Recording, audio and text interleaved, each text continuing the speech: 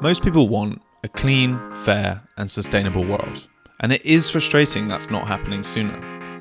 Political indifference or vested interests do contribute to this, but there's also a host of technical problems that have to be solved before we can reach this green future.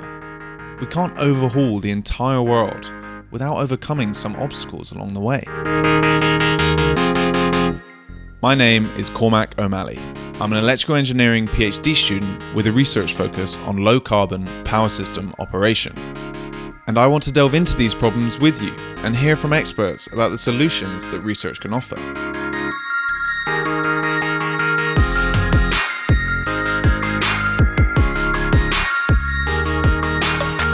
From the Integrated Development of Low Carbon Energy Systems programme at Imperial College London, this is Low Carbon Conversations, a podcast on the challenges of building a decarbonised energy system and the research that's helping us to overcome them. This podcast is supported by Energy Futures Lab, Imperial's Energy Institute. For more information, visit imperial.ac.uk/Energy Futures Lab.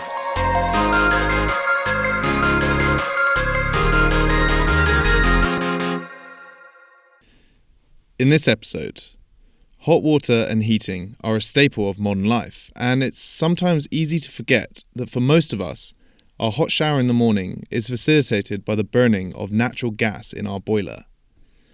How can technologies like hydrogen and heat pumps allow us to keep the comforts we're used to in our green future? What challenges need to be overcome in deploying these technologies at scale, and what conflicts are there with the parallel decarbonisation of the power system? I spoke to Dr. Adam Hawkes, who's the perfect guest to shed light on these issues. He's the director of the Sustainable Gas Institute and a reader in the Department of Chemical Engineering at Imperial College London.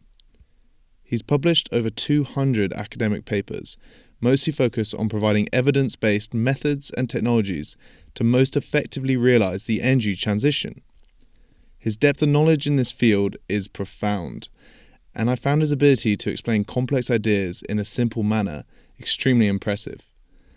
I began our conversation by asking him to explain how the current UK heating system operates. How we heat our homes in the residential sector in the UK at the moment is vast majority using natural gas. So just a little bit of background there. Natural gas obviously is a fossil fuel. It's extracted from the earth, often alongside oil, sometimes on its own. Then it's it can be transported between countries via pipelines or on ships, and eventually arrives at its destination where it can be used. In the UK, we get the most of our gas from Norway, the Netherlands, and Qatar. So two of those routes are basically gas being piped to the UK.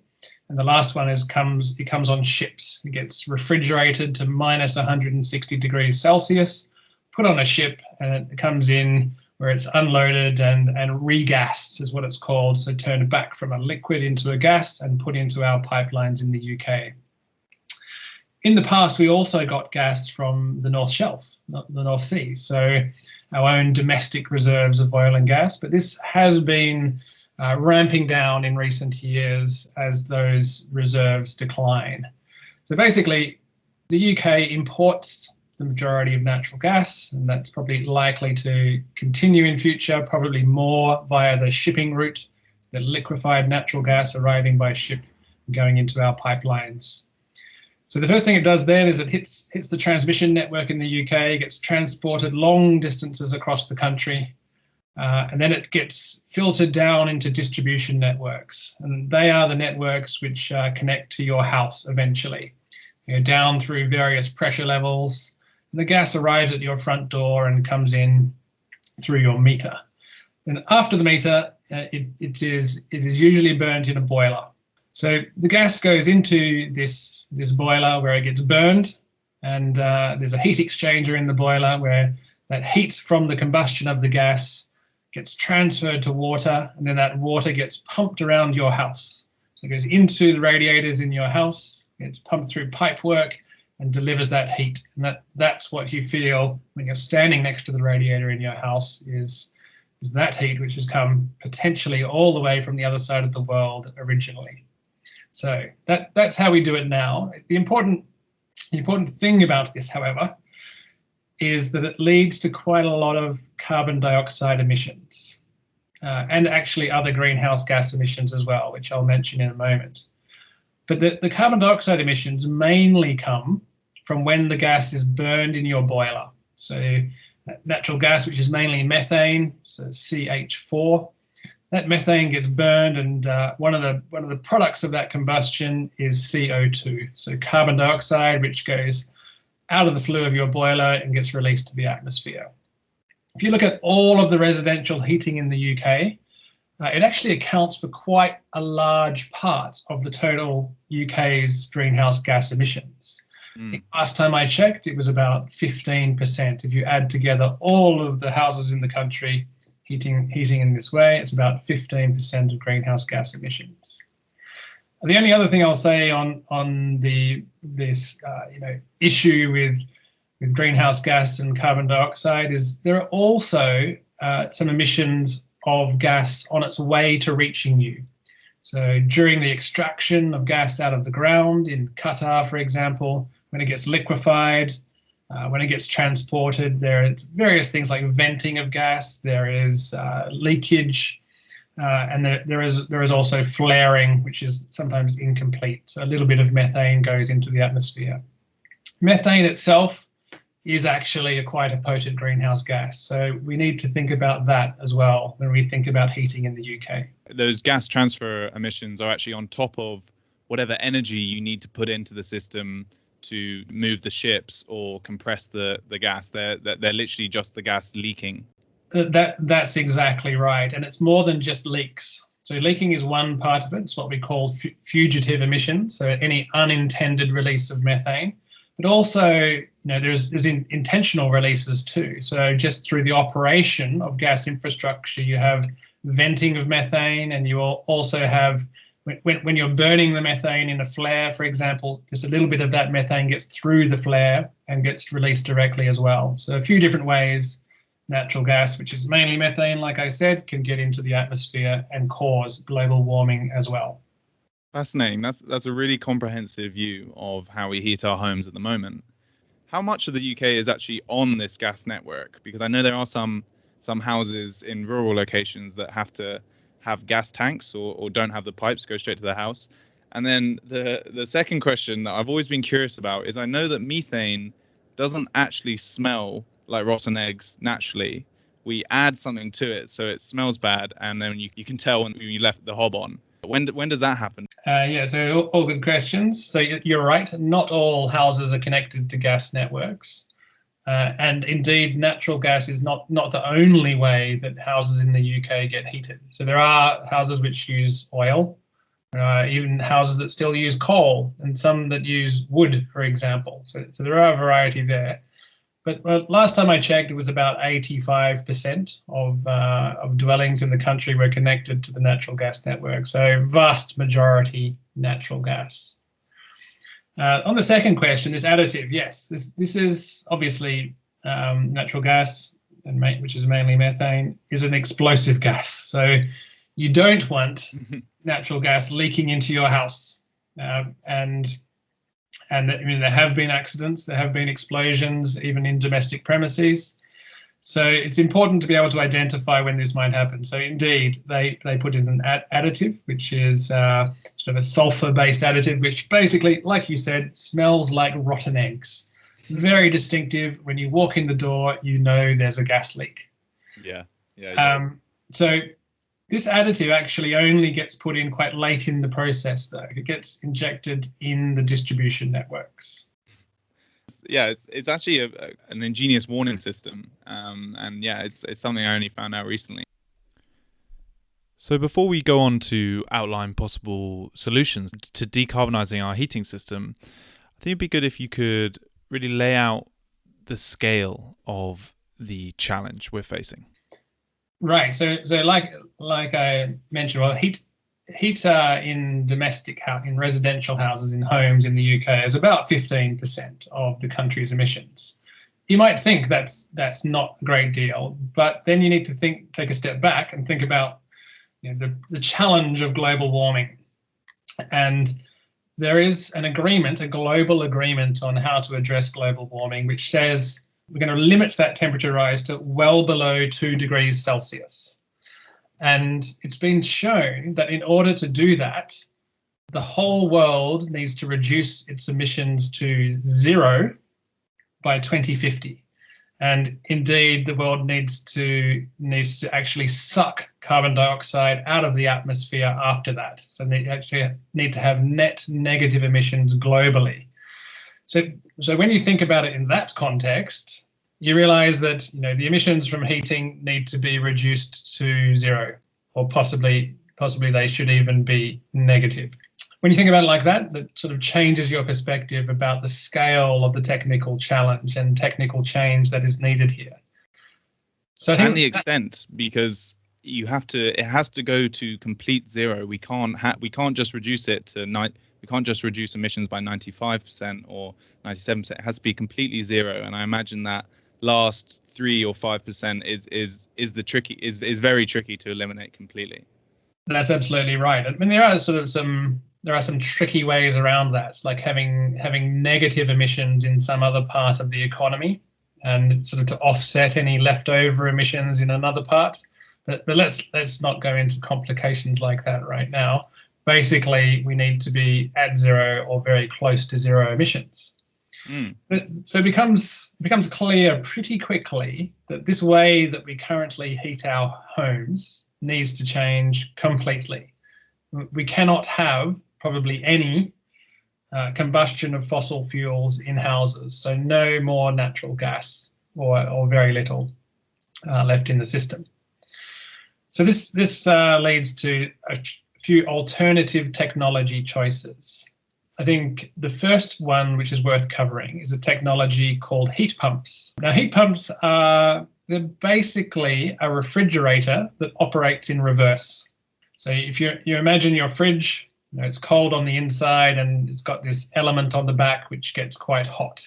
So essentially what your fridge is doing is taking heat from that cold space and dumping it into the hot element on the back. That probably sounds quite counterintuitive, and fair enough, but let's not go into details. It just relates to the properties of a gas that's being compressed and decompressed in there, called a refrigerant. So a heat pump is just the opposite of that. So basically, it takes heat from a cold space and it dumps it into the warm space, which is inside the house. So basically, it takes heat from outside the house, either from the air or from a big loop in the ground, which has a fluid flowing through it. It absorbs that heat at a cold temperature, then it changes the pressure of the gas and it delivers the heat at a higher temperature inside your house. So it almost seems like a magic technology.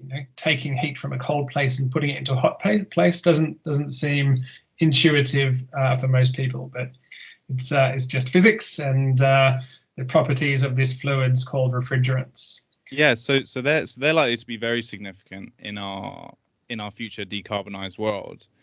So I'd just like to sort of double down on a point that I think is worth clarifying with heat pumps, and that is that you have to put energy into these heat pumps. There's an electrical input, but the energy is actually used in this process of compressing the refrigerant and moving it around, and it's not heating anything itself. You're not turning this electrical energy into heat. You're using it to move this thermal transfer liquid around in a way that you actually gain more heat than if you just turn the electricity straight to heat. That's right. Yes. So heat pumps run on electricity. So it's a key point. So no more natural gas for that technology, at least.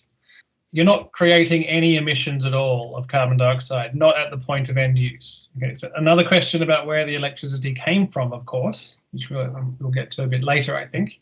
Mm-hmm. But no emissions at all.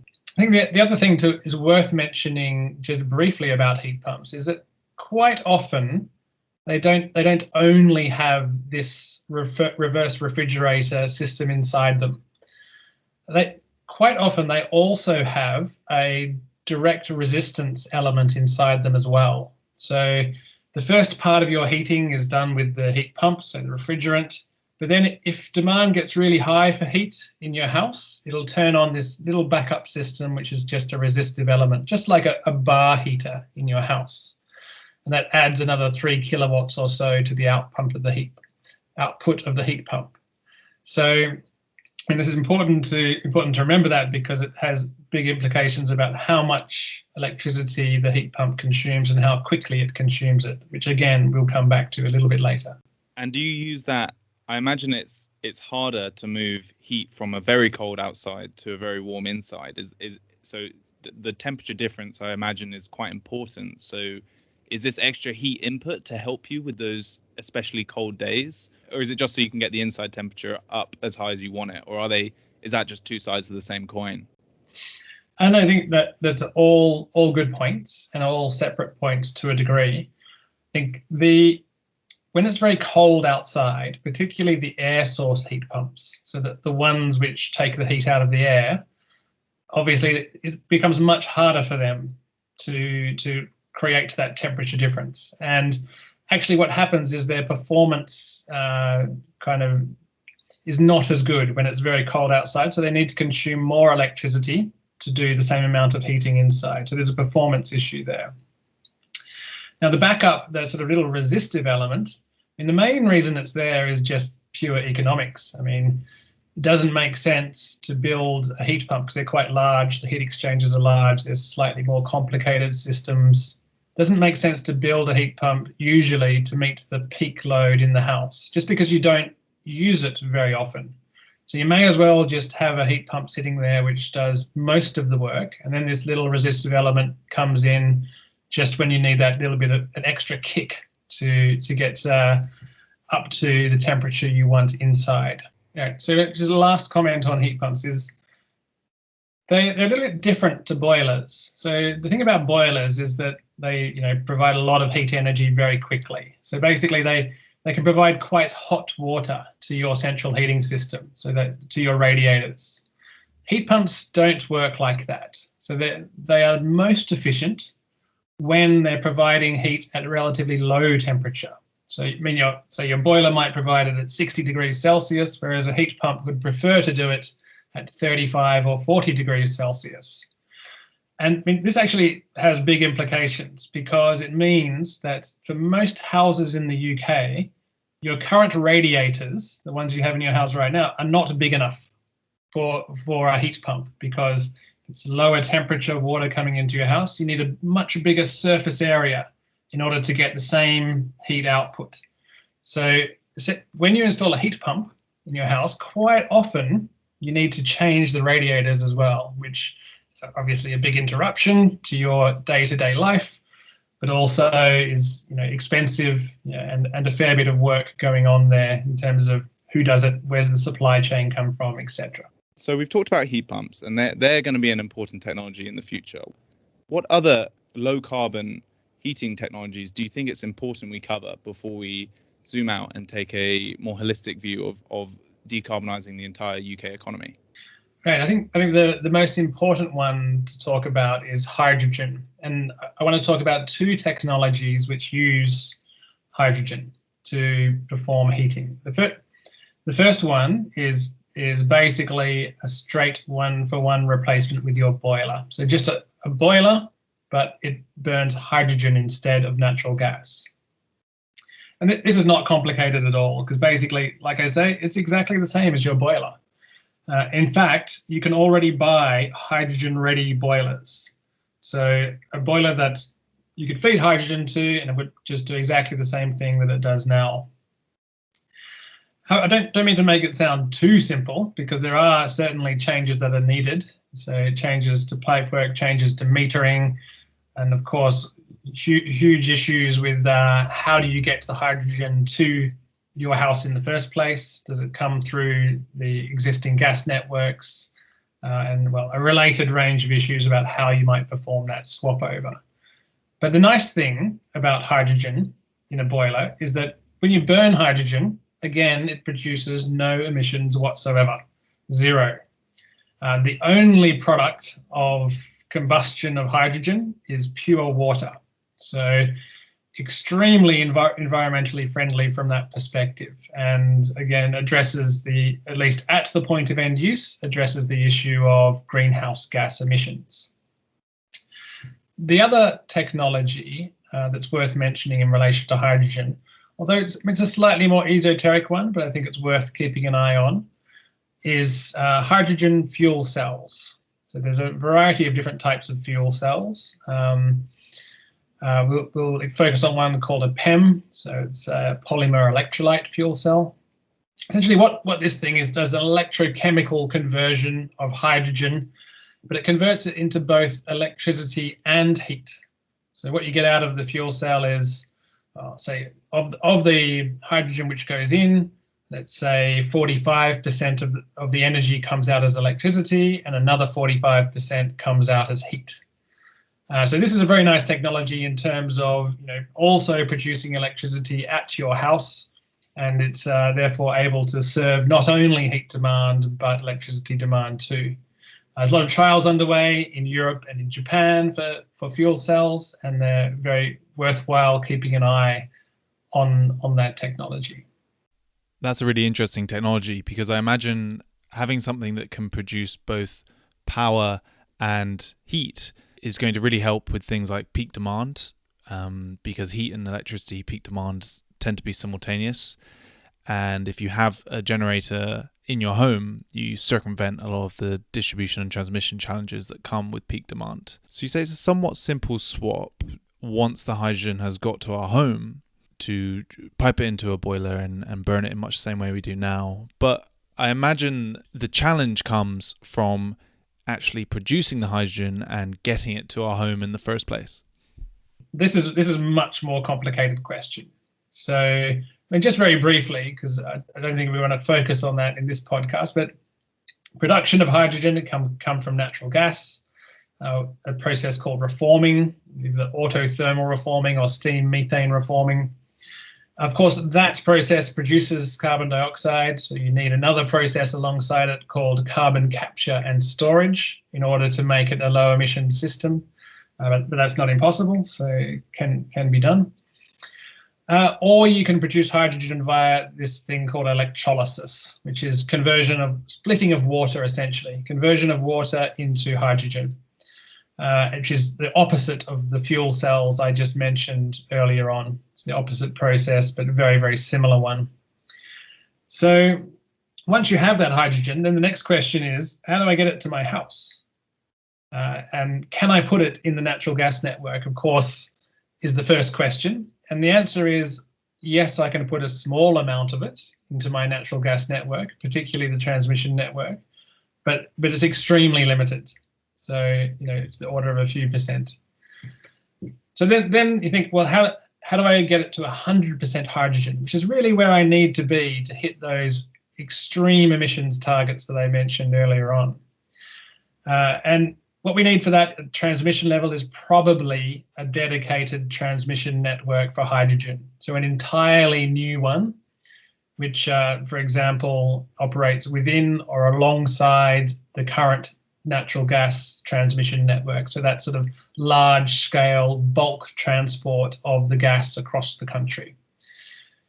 The story of the distribution network, those networks which actually serve your house, is a bit different. Also challenging, but perhaps not quite as challenging for an interesting reason. And that's because of this thing called the Iron Mains Replacement Program. So what's going on in the UK at the moment, and has been going on for several years and will be going on for several more, is that the old gas distribution networks are being replaced. They used to be made of iron. They were built in Victorian times. They're, of course, falling to pieces. They're terribly leaky, and quite wisely, from a safety point of view, you don't want this network around anymore.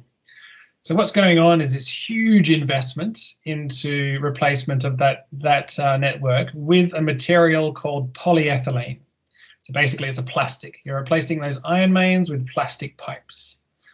Now, the good news, and somewhat serendipitous, because it's not clear anyone was thinking about this when it happened, is that polyethylene network can indeed transport hydrogen. and it should be able to do so with very little leakage. Of course, you need a few tweaks here and there still to make the system work, like the pressure reduction stations and metering and things like that would need to change. But distribution networks are probably closer to being ready for hydrogen than transmission networks, most certainly. So the two candidate technologies you've laid out for generating the heat in our homes are hydrogen and heat pumps. But they're going to require very large changes in the way we do things.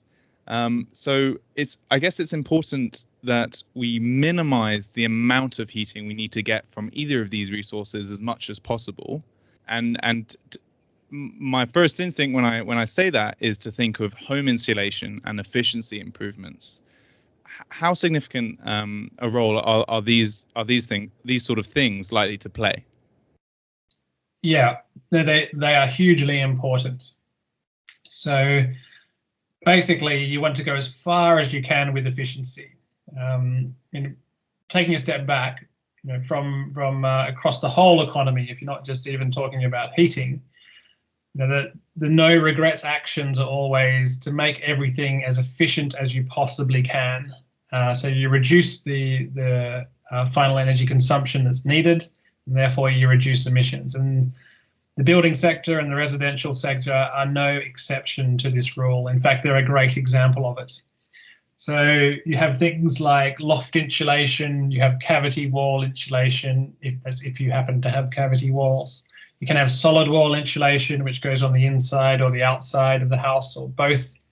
You have the glazing of the windows, you have ventilation systems, you have draft proofing. So there's a huge range of things which can be done there just to reduce the consumption in the house. And once that's done, the that technology you need to do the decarbonisation has a much easier job, and particularly the heat pumps, because heat pumps, like I said, they're like low heat demands. They function better with low heat demands. So insulating houses becomes incredibly important. There's more than that as well, though. There's also, slightly separate from the efficiency question, is the control question. So how do we control the heating of our houses? So quite often you just have a thermostat on the wall. You might set some timers, so it comes on at a certain time, goes off at another. Might have a little break during the middle of the day if no one's at home, things like that. But you can actually go a lot further than that with control. And I think this is an interesting area which will probably develop in the next years. And particularly, you can do things like having thermostatic radiator valves is a fairly obvious one. So you have a valve on every radiator, and it switches off that radiator if the room it's in is already warm enough. So sort of much more fine-tuned control across the whole house. I think moving on from there, the sky's the limit with control. Actually, you've probably heard of things like whole house control systems. You can have apps on your phone which control your heating. So you have much more detailed control about what's going on there, potentially even independently be able to control the temperature in every room, only heat the room you're in, things like that, which can really cut down overall energy use and, like I said, make the job of decarbonisation much simpler. Yeah, I think that goes along with the more general paradigm shift towards flexibility and the smart control of resources. We have a very big job to do, and we need to do it as efficiently as possible. And there's going to need to be large coordination between all the different sectors we need to decarbonize. And I think that brings us nicely on to the next part of our conversation, which is we've just laid out the tools at our disposal, which are hydrogen, heat pumps, and insulation, amongst other things. When we're trying to decarbonize the national heating of the UK, and now I think it'll be really informative if we zoom out and think about and talk about the more systemic changes that these technologies require, and the challenges that a mass rollout of these technologies is going to present, as well as thinking about the interactions between the different energy systems of gas, heat, and electricity. I think the best way to start this is for you to lay out what you think the decarbonised heating system of the future in the UK will look like, and give some justifications as to why you think this is going to be the case.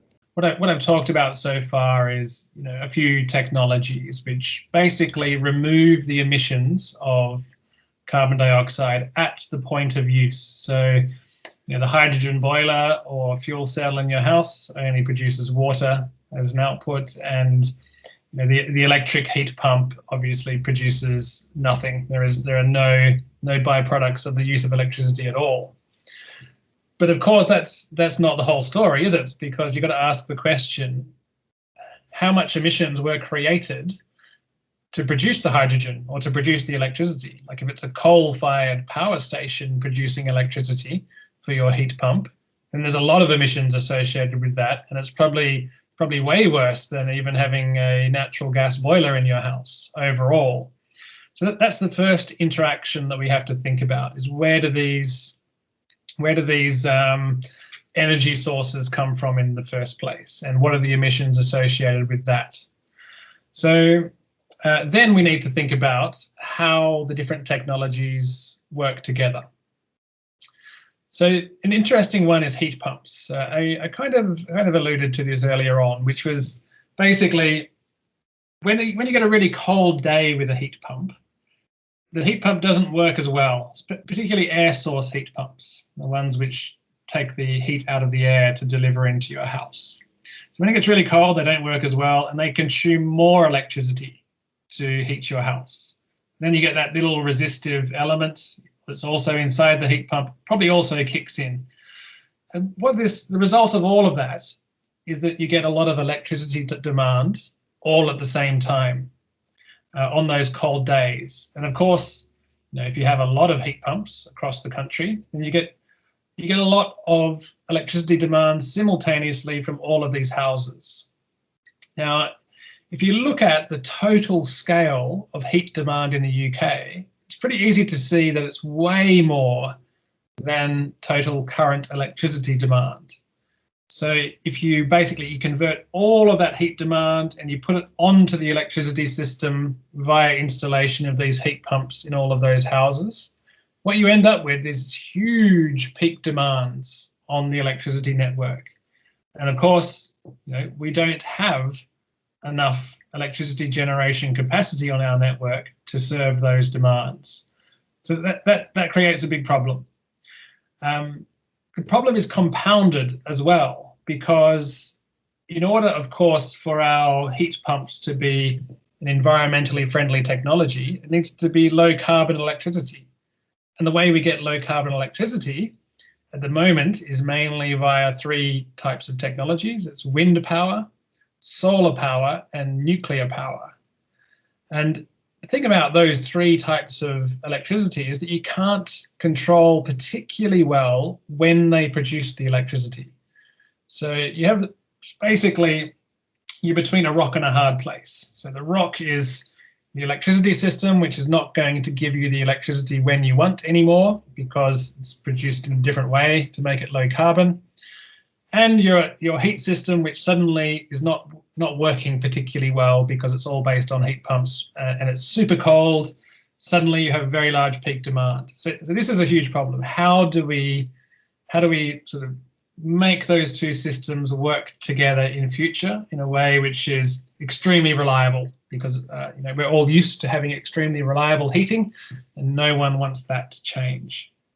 So the answer to that, and the answer to your question is, what do I see as the future of heating in the UK, is I think most likely it's going to be a combination of the two things, or two areas we've been talking about. So one is heat pumps and the other is boilers. Probably hydrogen boilers, maybe a little bit of natural gas left if we can offset the emissions somewhere else. But what will happen is essentially you have a base heating output from the heat pumps. So you wouldn't meet all of your heat demand in your house. You just meet some of it with a heat pump. Then when the heat demand gets really high, you'll have kind of backup boiler sitting alongside that heat pump, which will either burn probably hydrogen in the stretch scenario, maybe natural gas or even methane from bioenergy. And this will serve that peak demand. So it avoids that issue of creating very large demands on the electricity system on very cold days. It means you need both infrastructures, so there are other complications there. You need to maintain a hydrogen or gas infrastructure alongside your electricity infrastructure, but that's what we have today, so no big challenge there. But yeah, like I say, so what would happen is someone will come into your house, they might replace your boiler with this hybrid system, so it's part heat pump, part boiler. You'll have connections to the electricity and gas network to that system, and it'll work in a smart way, perhaps even using ICT technology, so some way to coordinate its activity so that it doesn't create huge loads on the electricity system, etc. But still it manages to serve your heat demand without you really noticing much difference at all. I think you've really laid out the things we need to be thinking about in decarbonising heat and the potential technology choices we have. But obviously, everything we're talking about involves very big systemic changes to the way we do things. So I thought it'd be good to just finish our conversation by quickly talking about how much this is going to cost and who it's going to cost money to. It seems very ambitious, and I know it's a complex question, but I think it's worth just touching on the finances here. How will this be paid for? All right. How will it be paid for? I think to start off, you could say that, well, this is not going to be cheaper than the system that we currently have overall. So we know that production of hydrogen, it can be done relatively cheaply, and those costs are decreasing very rapidly. So there is hope for the future, but certainly right now it's more expensive. And likewise with heat pumps, they cost quite a lot upfront. So it might cost you, I don't know, say at least £5,000, maybe up to 10,000 to install a heat pump, which of course is a lot more than a boiler at the moment.